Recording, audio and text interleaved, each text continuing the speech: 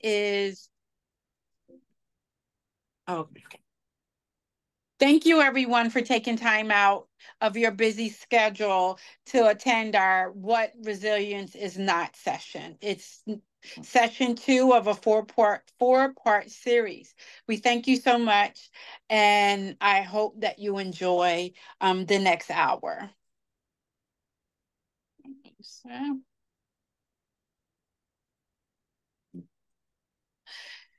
The purpose of this resilience series is to help us understand what resilience means, help develop, give you tools to be able to help you identify how resilient you are, and if you need to work on facilitating your growth and being more resilient. Excuse me. That's what this session is for.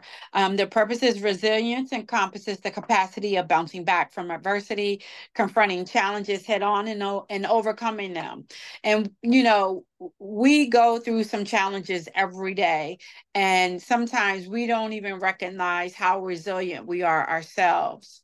The main objective of this course is to help facilitate collective growth through resilience training while grasping its essence as a group, and acquiring methods to address and prevent microaggressions or dissent within the group's developmental process. We want to be nurturing the emergence of new leaders from within. We want participants will learn about preferred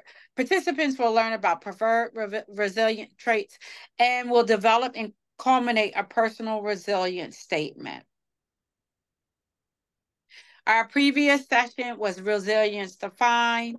This is what is not resilience and the threats to resilience. The aim is to explore the diverse expressions of resilience, examine the types of preferred resilience that can be used effectively in your personal and professional life, and use the workshop information, theory, and best practices to build personal resilience, enhance community, and NCBW 100 Delaware's membership. What resilience is not?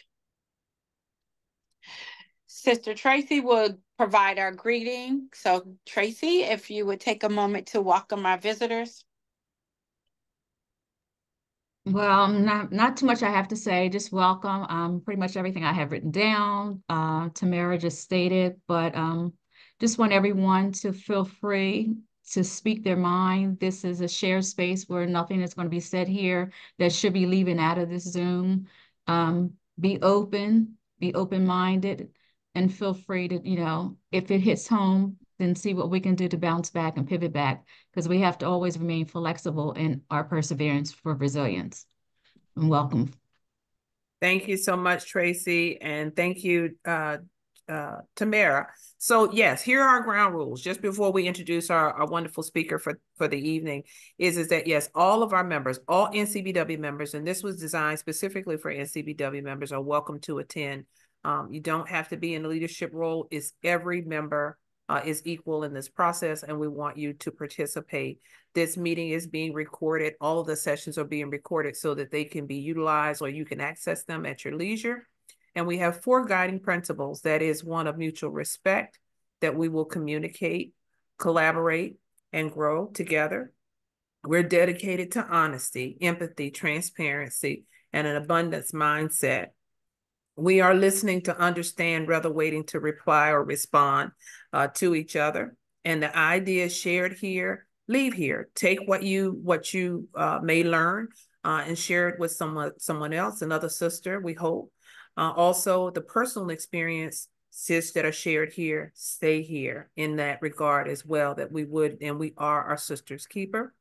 We assume positive intentions, and embrace rationality and integrity in our actions and our thoughts. So that is our intent, and those are our base ground rules for this evening. If we could move to the next slide, we will introduce, we talked already about what resilience is not. And you can read this at your leisure, but it does not mean that, it's smooth or painless. we all know, as Tamara said, we've got all these barriers that we deal with as Black women, and that was our intent in designing this series from the beginning. But you have the power. We are empowering all of you to make sure that you design what resilience looks like for yourself in your own personhood, your thoughts, how you relate to others, how you relate to your family, how you relate in your profession, in your careers, how you begin to aspire as it relates to your dreams, and then looking forward to what happens next. Next slide.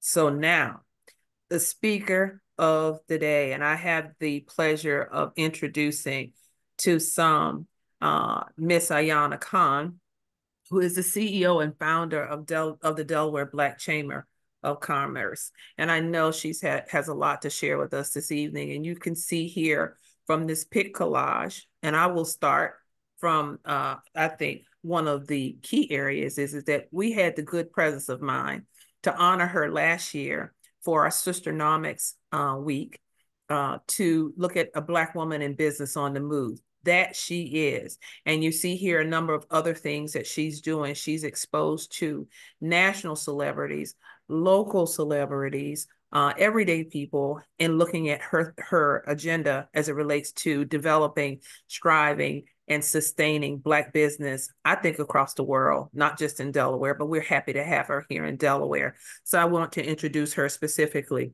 She's a visionary leader and an entrepreneur who has made significant contributions to the economic empowerment and growth of the Black business community in Delaware, with a strong commitment to fostering economic inclusivity and promoting diversity in the business world. She serves as the esteemed president and CEO of the Delaware Black Chamber of Commerce, the only one of its kind in the state of Delaware, and the first, I think, that we've ever had.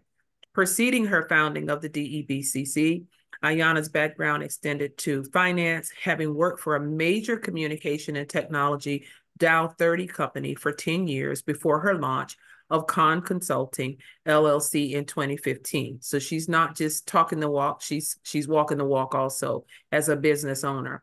It is a small business consulting firm. Throughout her career, Ayana gained invaluable experience and insights into the challenges faced by Black-owned businesses.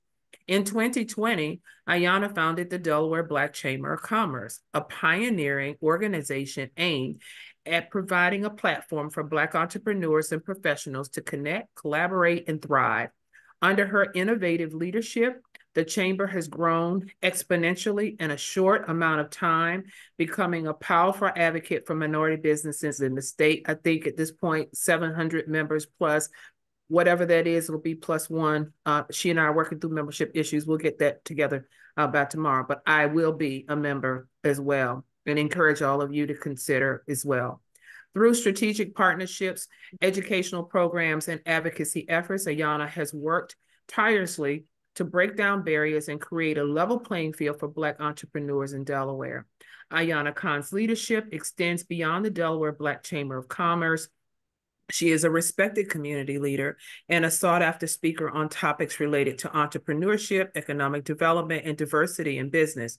Her dedication to empowering others is not limited to her professional life, as she actively engages in mentorship and philanthropic endeavors aimed at uplifting her community. I want to say also that Ayana she really is a bright spirit. And I know that most recently, she's also completed a TEDx talk as well. So clearly, in terms of what she's done and amassed at this point in the time that she's had here on work, she knows a lot about resilience. And I'm sure she knows a lot about what resilience is not.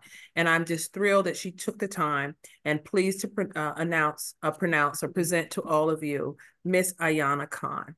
Ayana, the floor is yours. Thank you so much. Thank you for that amazing introduction, and a happy Juneteenth, everyone. Thank you for having me. Thank you to the National Coalition of 100 Black Women, the Delaware chapter.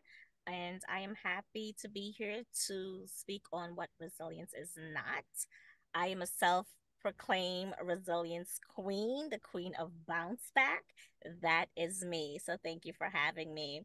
And I'm really honored to be here today to talk about what resilience is not on Juneteenth, right? So this is a historical moment as well, for us to be here today, on this historical emancipation, to commemorate the announcement of the abolition of slavery, in Texas on June 19th, 1865.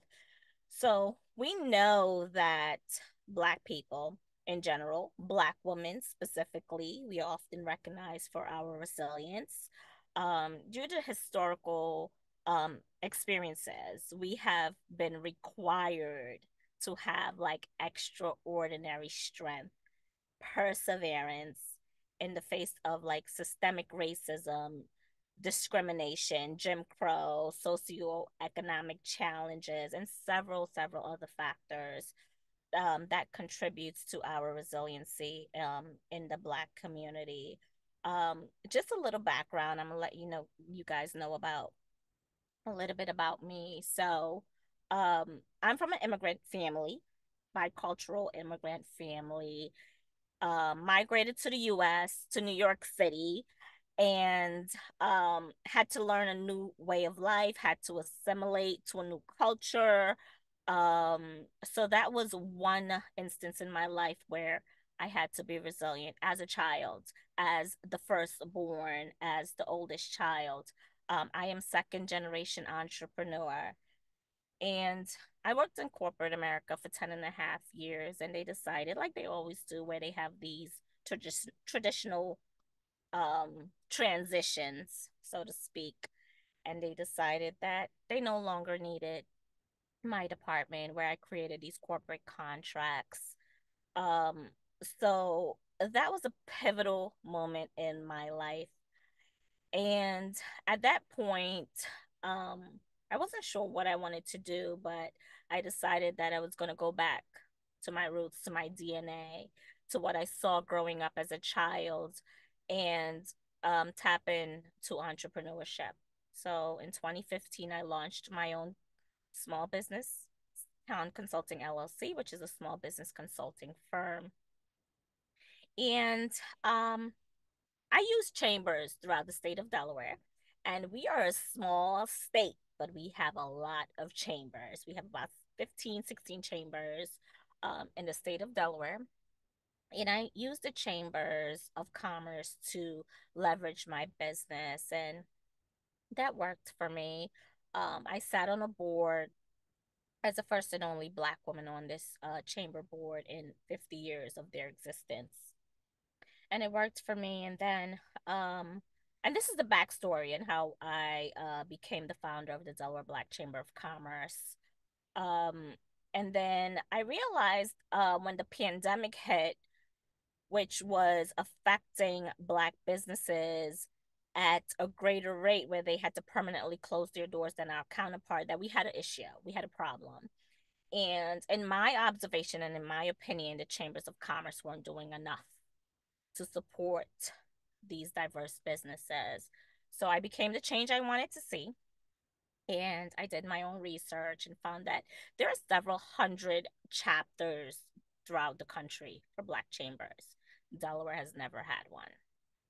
Partnered with the National Black Chamber Federation, we launched in the height of the pandemic and decided to provide resources and education was our main mission to these diverse businesses.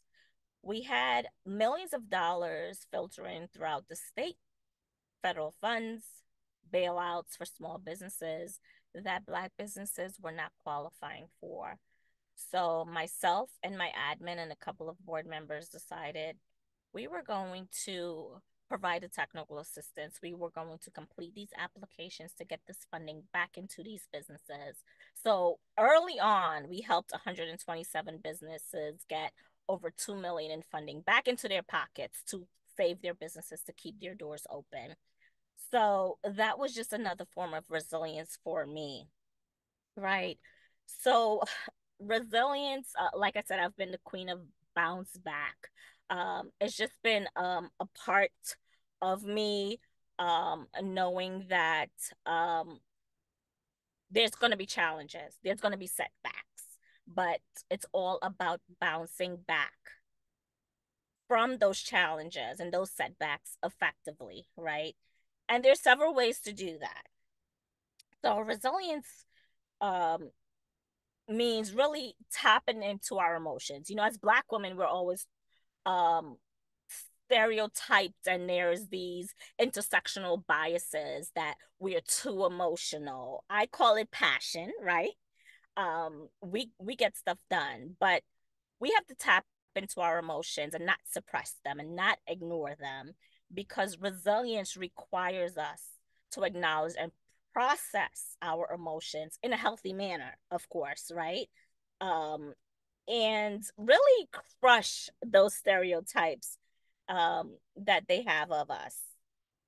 Um, because you know, Black people, we're just passionate. Black women, we're passionate about, you know, our culture, about our history, and we have to tap in to those um emotions basically effectively, and allowing them and remaining focused, really, as because resilience means also going through stressful times. It means problem solving. um I'm always identifying problems and seeking solutions. So problem solving and finding solution from our own experiences. So that's that's the first part of it for me, because we are just stereotyped negatively, and we have to really change that narrative. Um, Another point really is seeking support system, finding your tribe, whether it's your mentors, your family, your friends, um, community partners, finding your tribe. Do not isolate yourself. We tend to really sometimes go into hiding and deal with our difficulties alone, and but it's not healthy to do that. So I live and die by therapy. I live and die by my journal and my tribe, my support system, because seeking that support from others really helps foster connections as well. So, I encourage Black women and Black people to really find their tribe um, when they're going through challenges, and not isolate themselves. Um, Resilience is also not perfection, right? So we put a lot of, and I tend to do this from time to time, we put a lot of stress on ourselves by trying to be perfect, by trying to always do things the right way. But things are done and success is found and made through trial and error. So there's going to be um, flaws and failures, but that's part of the bigger picture. That's part of the overall outcome. It's about learning to really grow and overcome from those failures and those setbacks. For example, like I told you earlier, when I got laid off from work, for my corporate job, I decided, yes, I'm going to get into entrepreneurship. I'm not going to sit and wallow and cry in this moment, but how am I going to support my family through a difficult time, through a moment when I was also going through a divorce, right? So it was pretty difficult time, but we can't really um hold ourselves like where we have to be perfect. When we look at Black women, we're the most educated demographic in the United States for a reason, right? We are always achieving and always breaking glass ceilings and setting the bar higher. But we have to learn to also grow through our failures and our setbacks. Um, Avoiding stress, which I talked about before, a bit is we have to manage our stress. Like I said, getting therapy is okay. In our community is kind of taboo to say, okay, we're gonna get therapy. Through the pandemic, there's been a light shone on mental health and getting therapy. So I hope that stigma is kind of fading away, But it's okay. It's okay to look beyond just talking to grandma and talking to mom. Um, but seeking professional help and working through the stressors and adapting to the challenges that we face. Um, some other things for me just is seeking community support. Um, there is a strong social network of Black folks, like the National Coalition of Black Women, like the Delaware Black Chamber of Commerce, that is continuously providing crucial support and support systems to our demographic. And we tap in, like at the Black Chamber of Commerce, we tap into the business owner holistically for like your emotional support. What is some of your challenges, whether it's childcare, it's housing, it's healthcare? We tap in to provide that support, that's solidarity, and providing collective resilience against systemic injustices that we are facing to this day. And it's part of our culture, right? Um, Cultural practices and traditions and our values within our Black community to band together, to lock arms with each other and seek support within our families, our communities, our spirituality, whatever that may be, what that may look like for you, even through our food, right? Through our music, through art, or any sort of inspiration that provides healing and resistance to us culturally. So that's all part of our community support. And of course, throughout history, um, communities are the forefront of social movements, right? Of advocating. When we look at civil rights, one of my major icons, John Lewis, and I love him because he always talked about getting into good trouble, right? So civil rights, equality, and justice, tapping into our communities for that. Activism also demonstrates resilience through collective action and the resiliency that we face in adversity. So this is just embedded in us. This is in our DNA. We just have to tap into that and really hone into that because we are a resilient people naturally. This is who we are. So while we acknowledge like Black resilience, it's also critical to recognize that resilience should not be something that we look at, well, Black folks and Black women, they bounce back, they get back on their feet. We should not justify the situations that we're going through to this day in that circumstance where, well, they'll make it through, we'll pull through, it's going to be okay, um, because we've endured so much inequalities. But we have to address the issues. We have to address racism, discrimination, inequalities, inequities, um, and all the things that are essential to supporting us, while supporting our well-being and our resilience in the Black community. So that's what I have on resilience. The bottom line is tap into your emotions. Don't ignore them. Be vulnerable. Tap into your support systems. Tap into self-care, therapy, journaling, your tribe, and um, you know, tap into ways to manage stressful situations. And there's no perfect way to do this.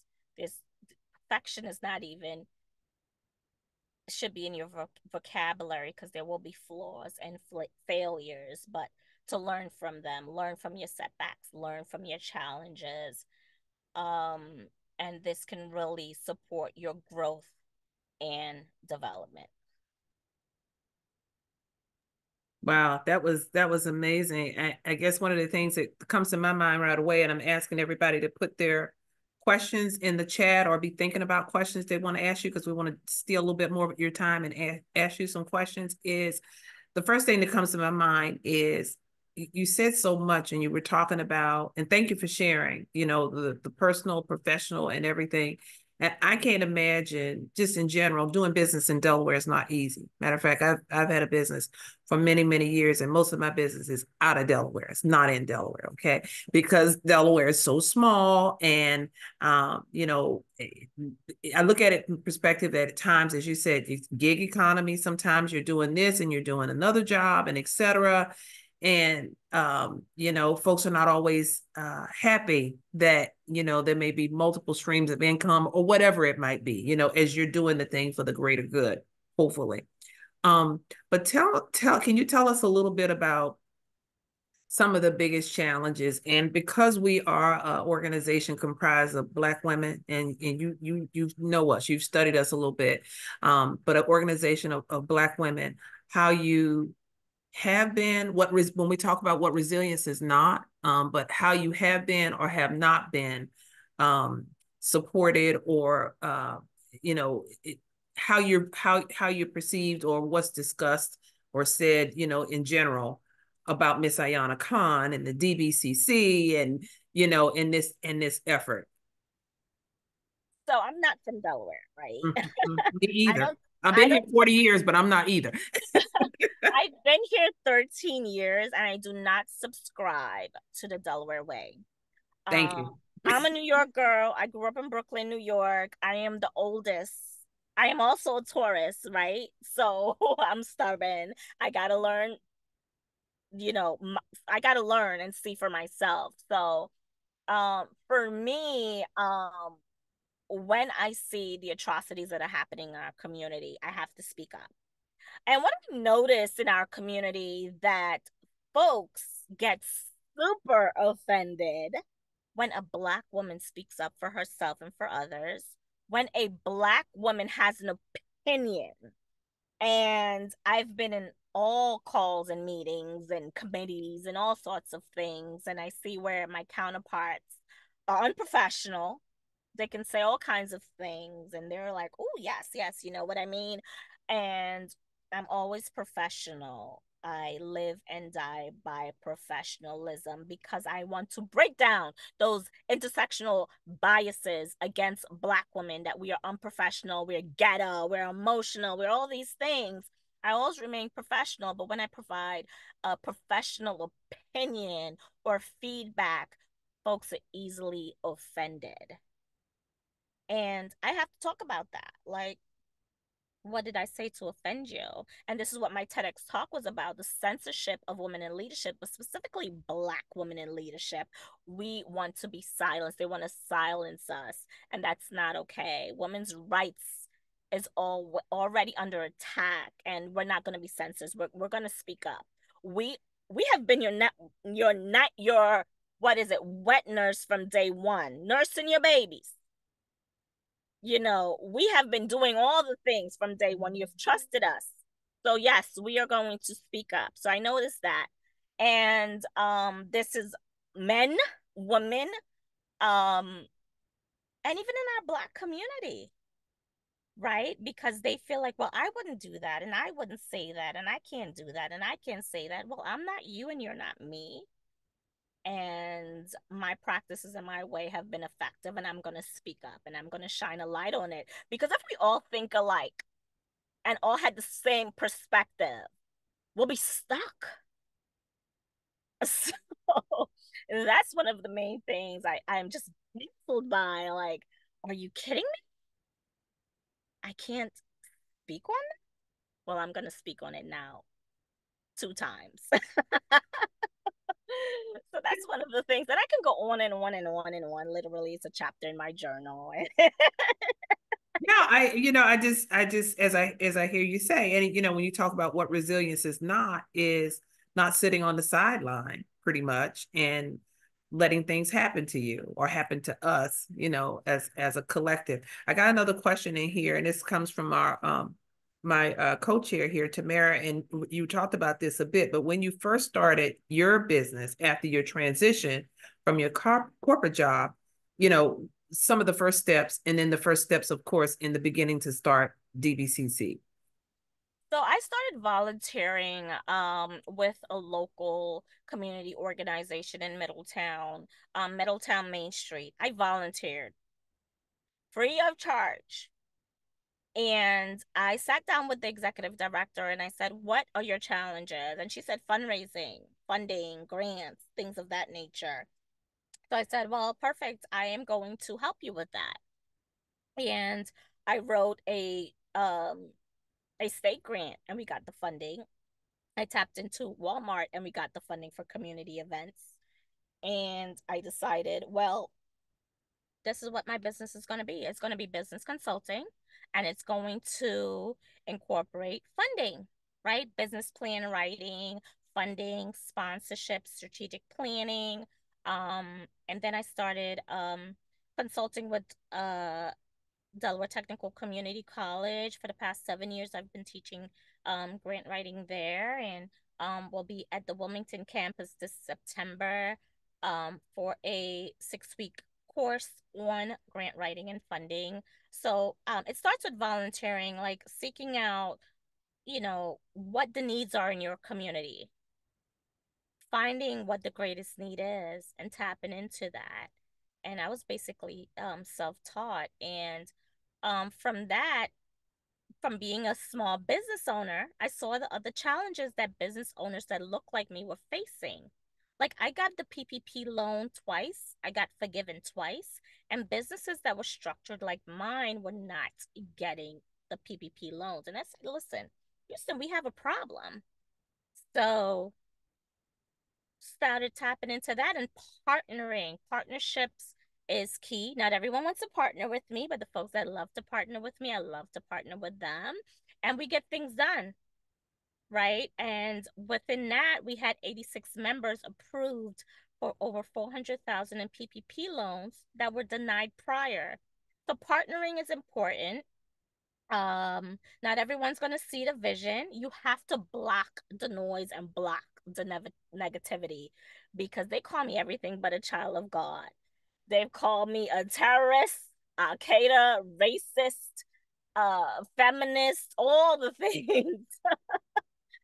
I can't tap into that. I can't focus on that. We got work to do. We're too far behind. So staying focused, right? And again, finding your community, finding your mentors. It didn't quite work out with me with my first couple of mentors, but now I have an amazing mentor I've had for the past 10 years. So tapping into your community and your support system. And it's just a lot, lots of research. Research keeps me up at night. Writing down your goals and sticking to them. I live and die by a checklist. Writing a business plan and following your business plan, because that's your blueprint to your business. And it's a working document. It's going to evolve and develop as you grow, but tapping into that. And just, it's really about finding that support system, because I found a national support system. Men out of New Jersey and Chicago that took me under their wing and give me invaluable advice to help grow the chamber. And they've been doing it for 20 plus years.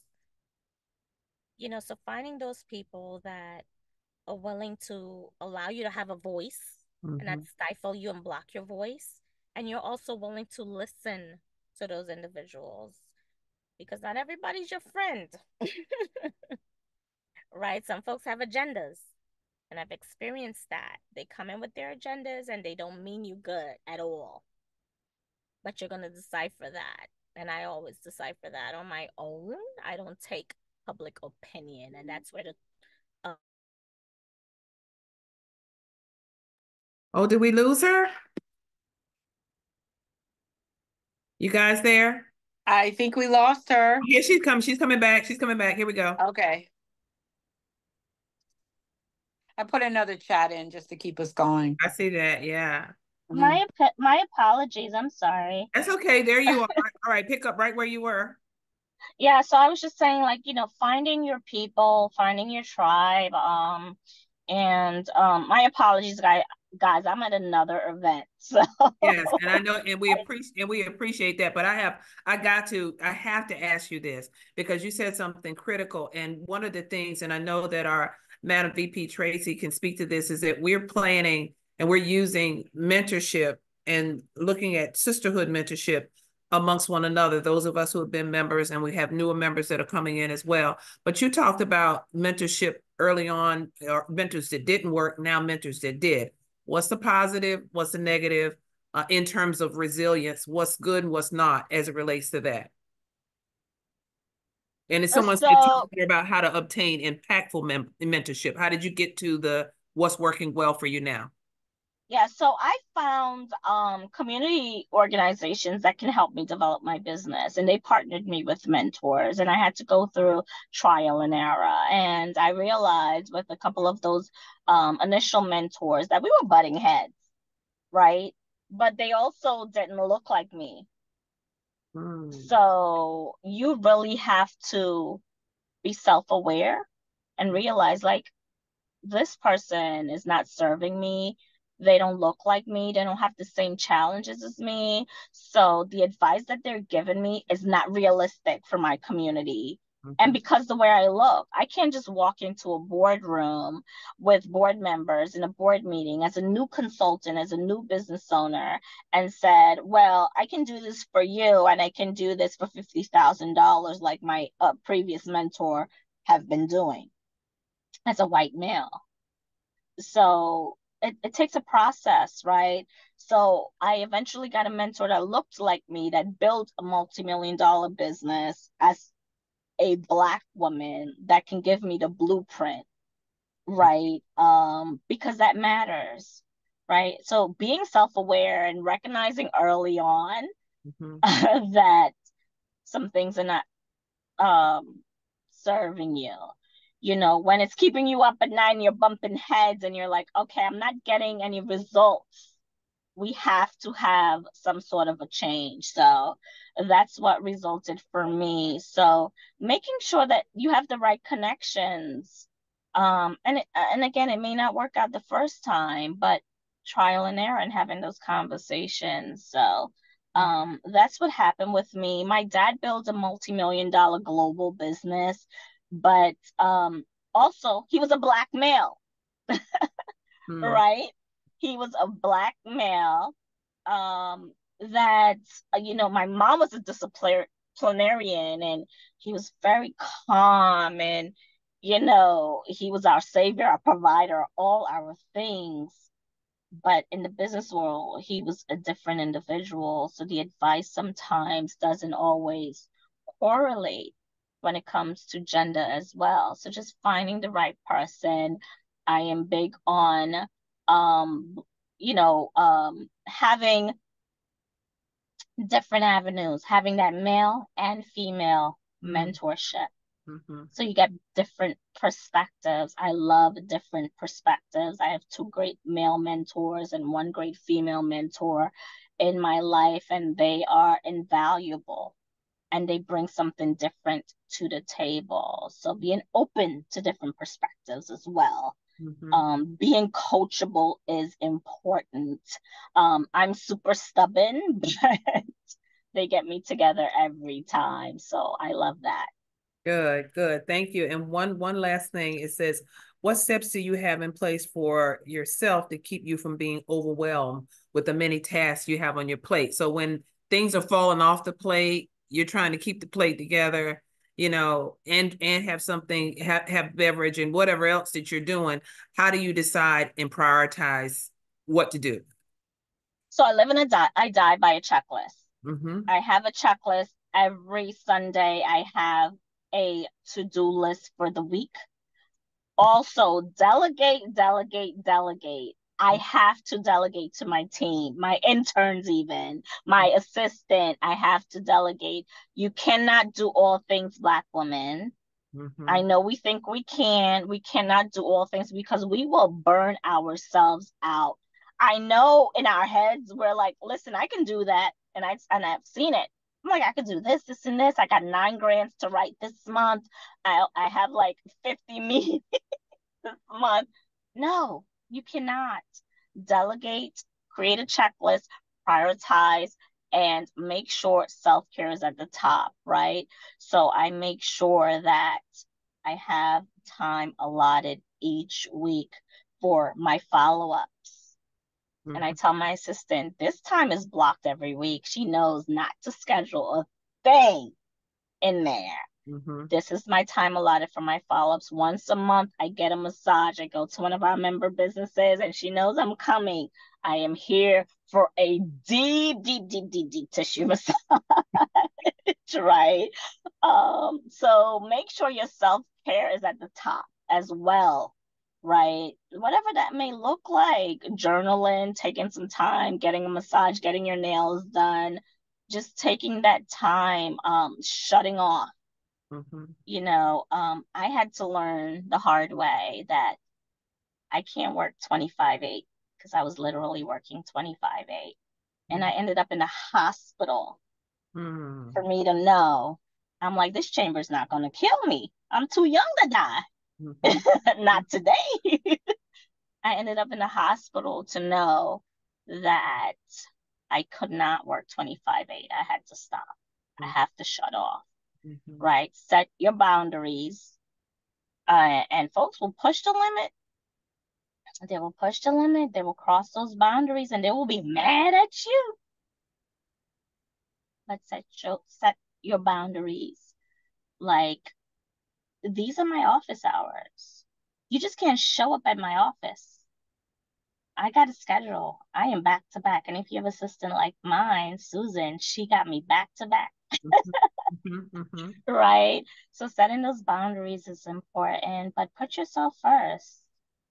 Put yourself first and just, you know, create those checklists, to-do lists for yourself and check it off within reason. You know, don't kill yourself about it because the work is always going to be here. Yeah, it will. Well, I thank you. And on behalf of the National Coalition of 100 Black Women, I know we all do thank you for your words of wisdom. We wish you nothing but the absolute best. I see in the chat, thanks for your insight and your advice. We appreciate it, and more to come. And you will be hearing from us as well, because we so appreciate what you've done for us today. And you have our support. I don't think I'm speaking disingenuously on behalf of this organization, but we wish you nothing but success. We've been watching what you're doing. We're proud of what you're doing. We're claiming you in terms of what you're doing, and we hope to help you do what it is that you're doing as well. So keep it up, sister. Keep it up. Thank you. Thank you for your support as well. Thank you. Thank you for the award and the recognition. It means a lot, trust me. Every recognition, every award locally within my community with Black women, it means a lot to me because usually my head's down and I'm just working. So thank you for your support. As You're always. welcome. You're welcome. You're welcome. And we know you're at another meeting. Hang on as long as you can. This is recorded, so we'll send you a copy of the recording so you can hear what you said to us as well. But thank you so very much. So with that, now we're going to move to our next segment, which is our Sister Speak, which is our own Miss Natasha Hughes. And I have the benefit of introducing Natasha. Natasha, hold on one moment here. I'm going to pull up your detail here. I'm just thrilled to have Miss Natasha, who is a member of NCBW. She's been with us for a really brief period of time. There we go. Thank you so much. Good look at it this way. This is very, very good. So our Sister Speak special guest is Natasha Taj, as she likes to be called, Hughes. She has it's a MSOL. These are all her acronyms, you all. Licensed medical social worker. I see. Let's see. Let's move. Yes. Thank you. Keep moving. All right. Very good. Oh, here we go. LMSWICADC in Delaware. For the past 20 years, her goal has been to give her gifts to others around her. And her purpose, I love this when I saw this, and she said, is she's going to die empty. She's going to give it all before she leaves here. And that means pouring her time, talent, gifts, and resources into others. And her motto, personal mission, is to learn, educate, and serve. And I love her business hashtag, which is I serve. Natasha and I actually talked about this, and she was to be with our first group, but she said, I definitely want to be involved with this. This is part of our wheelhouse. She is a behavioral health, and I'm not going to read all of this for you all, but behavioral health consultant and subject matter expert. She's on the faculty. She's one of our faculty members at Delaware Tech too. So certainly you look up Ayana there. So you all both are colleagues there together. And advises our future social workers in the Human Services Program, which we're grateful for that. She's transformational life coach and an international speaker. We've been getting each other between travel, and I'm glad that we were able to get her today. She's a transformational life coach and international speaker. She's co-founder and co-coach of the Life Max Institute under the umbrella of the Spike Strategies and Solutions, LLC. She's the Chief of Operational Excellence for Lawrence T. Bell Legacy Project, and that is a nonprofit that delivers consultation and training for individuals, organizations, and ministries throughout the world. She's a mother of 2 adult children. She's the Duchess to 2 grand guys, and she resides here in Delaware, and we're thrilled that she has recently joined us as a esteemed member of the National Coalition of 100 Black Women. And Tosh, it is now your turn to give us some of your wonderful wisdom in this area of what resilience is not. Absolutely. Thank you so much for having me. I'm excited to be here. And let me just say, Miss Ayana, you said earlier on to tap in, and I think we all have tapped in because you have brought us a fresh, well, I can speak for me, you have brought a fresh wind tonight. I saw some of the other sisters in the chat saying, I needed this, and I too as well. So for me, Miss Ayana says she's the queen of the bounce back. So I guess I'm in her court somewhere because that's how I feel too. But one of the things resilience is not, and I'm going to catch a side eye with this, but I've discovered this, right? Resilience is not always bounce back.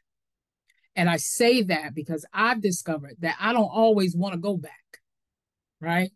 Once I come against that, once I hit that down or I came against that barrier, right? Because when we go back better, right? So we really don't go back to where we left from, right? Because there's growth that happens in between there, all right? That's why I say that. And again, Ms. Ayana touched on the basics for me. I've had plenty of opportunities, personal and corporate. I recently retired from the corporate world in October of last year, and resilience, right? Having to, right? I think Donnie McClurkin says, right? Fall down, but get back up, right? We fall down, but we get up.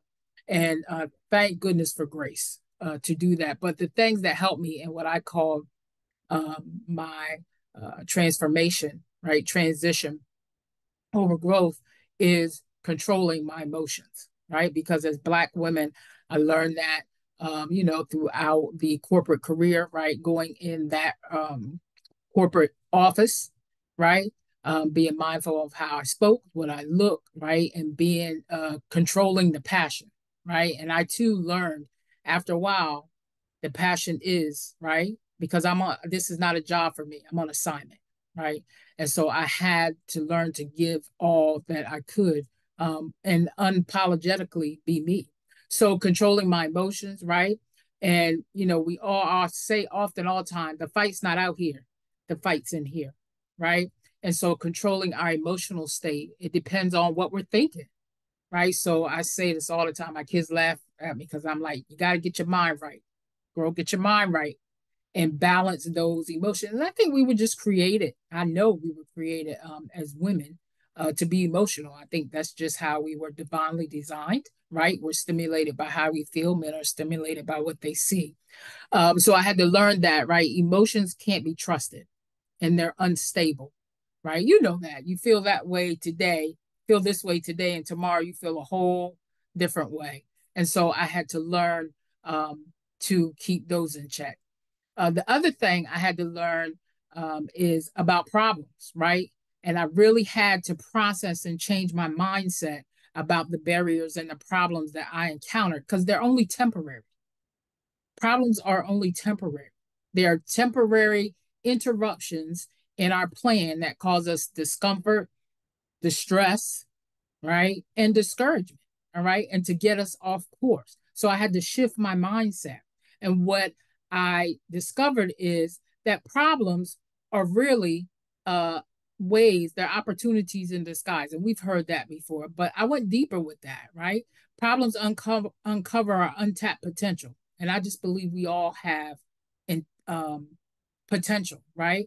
Problems build character, they build integrity, all right. And again, there are opportunities in the sky. So I had to shift my thought process up here. And I remember talking about mentors.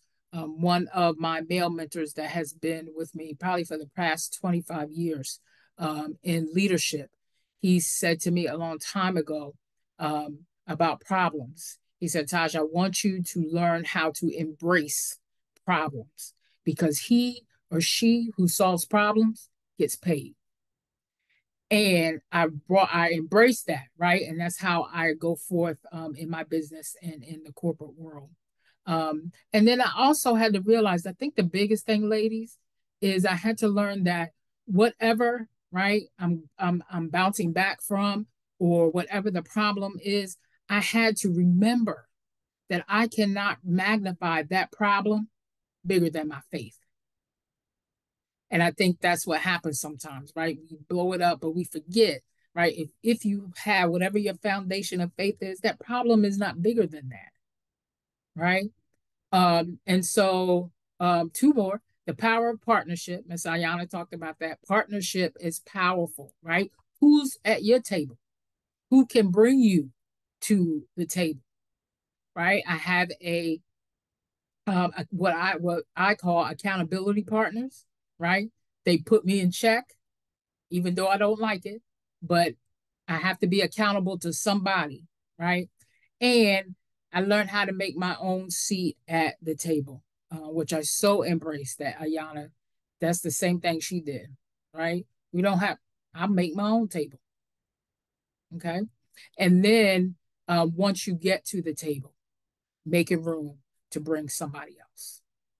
So those are, the biggest thing. So, for me, resilience is not all the time going back because we want to go above where we came from, right? We bouncing back up, but there's growth. It's in the process. There's growth in that process. So we want to go past where we came from.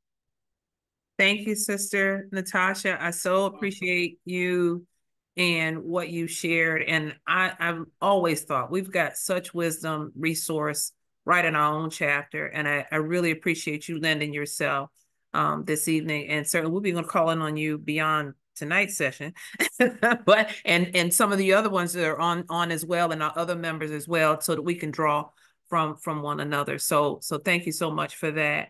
Very powerful. Yes. Our sister said this, and yes, thank you so much. Great comments and what have you in the chat. So if we could move now to our next section, which is our homework. Tamara, can you move that for me?